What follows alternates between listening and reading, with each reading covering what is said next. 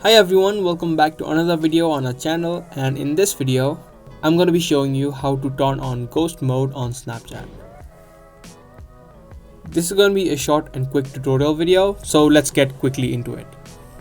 Firstly, open up your Snapchat app. Now from the home screen of Snapchat, you'll need to tap on your profile icon on the top left of the screen. Now from your profile section, tap on the settings icon on the top right of the screen again. Now if you scroll down, under privacy and control, you'll see an option of see my location. Tap on that, and here you'll see an option of ghost mode. Currently it is turned off. To simply turn it on, you can tap on the toggle option and you can choose the custom options. Here it says your friends can't see your location while you're in ghost mode and your ghost trail will be cleared. So if you turn on ghost mode, your location will be turned off. Ghost mode is also used for showing you new updates on your location and new filters that are available. So you can choose any of the options.